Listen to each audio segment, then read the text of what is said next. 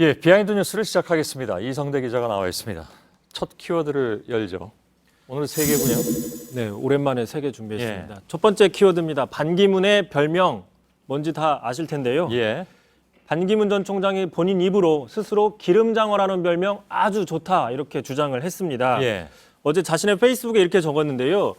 자, 기름장어라는 거는 어려운 일을 매끄럽게 잘 풀어나간다는 의미로 예전에 외교부 기자들이 붙여준 거라고 자랑을 했습니다.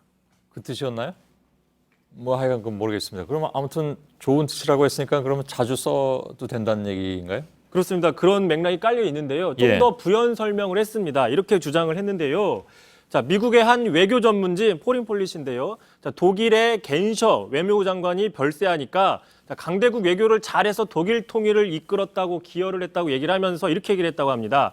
자, 슬리퍼리맨 미끈거리는 사람의 죽음이라고 썼다는 거죠. 다시 예. 얘기해서 이런 측면에서 보면 기름장어도 아주 좋은 말이다라고 얘기를 한 겁니다.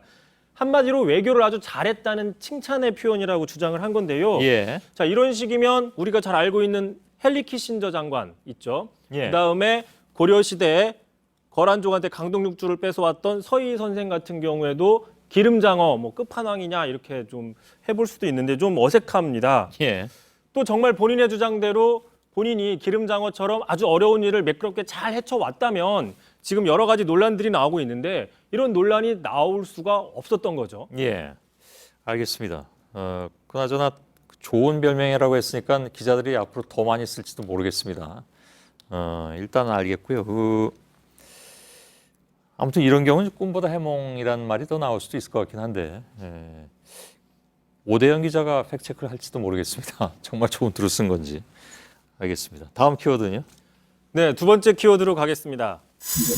최순실의 표변인데요. 예. 지금 최순실 씨가 특검 소환에 불응하면서 좀 전에 체포영장이 발부가 됐는데 지금 검찰과 특검 수사가 강압적이라고 주장하면서 계속 버텨왔는데 예. 저희 취재 결과 사실과 좀 다른 점이 있었습니다. 예. 최 씨가 지난주였죠. 헌재에 출석해서 자, 검찰이 새벽까지 잠 안 재우고 수사를 하고 또 폭언을 일삼았다고 주장을 했는데 저희 사회부 취재 결과 지난해 11월 검찰 조사 당시 자, 너무 피곤하고 어제 넘어져서 등이 아프고 이래서 앉아있기 힘들다. 조사 그만하자 이러면 조사가 바로 끝났다고 합니다. 예. 24시간, 24시간이 넘지 않도록 다 조사를 했고 결국 강압조사가 없었다는 주장을 하고 있는데요.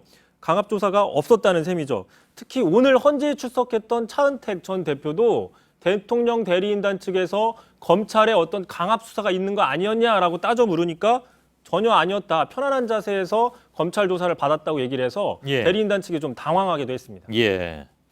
요즘 특히 최순실 씨 상대로 폭언을 일삼았다가는 나중에 어떤 얘기가 나올지 모르는데 그렇게 했을까 하는 것은 상식적으로는 납득이 물론 안 되는 그런 상황입니다. 결국 이제 대리인단이나 최 씨가 강압이 있었다고 주장해가지고 이제 좀 지연시키려고 하는 것이 아니냐.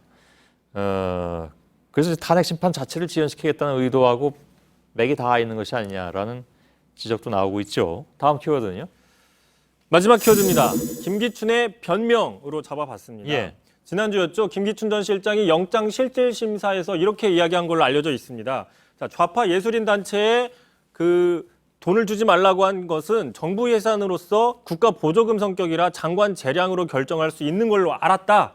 쉽게 얘기하면은 블랙리스트가 불법인 줄 몰랐다고 주장하는 건데요. 그래서 예. 좀 논란이 되는 겁니다.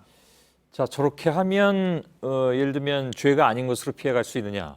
이거 워낙 뭐 법 전문가이기 때문에 그래서 뭐 나오는 별명은 여기서 얘기하지 않겠습니다. 아무튼 그래서 그런 의구심들을 많이 가질 수가 있는데 이 논리면 사실 거꾸로 보자면 뭐 그러면 이게 문제가 안 되는데 뭐라 해명을 했나 이런 생각도 들기도 하고요. 그렇습니다. 지금 해박한 법 지식을 가지고 있고요. 또 법무부 장관도 했고 국회의원까지 했던 김기춘 전 실장이 블랙리스트 작성이 그러니까 자기가 싫은 편에 대해서 배제라는 게 불법이 아니었다라고 생각하면은 많은 사람들이 이해가 안 된다고 생각할 수밖에 없는데요. 예. 만약 이 논리대로면 오늘 문화부가 블랙리스트 관련해서 공식 사과를 할 필요도 없었던 거죠. 그렇죠. 예, 알겠습니다. 근데 혹시 이게 뭐 불법인지 몰랐다 해가지고 죄가 안 되거나 그렇습니까? 본인이 몰랐다고 해서 죄가 안 되는 건 또 아닌 겁니다. 그런가요? 예, 알겠습니다. 이성대 기자였습니다.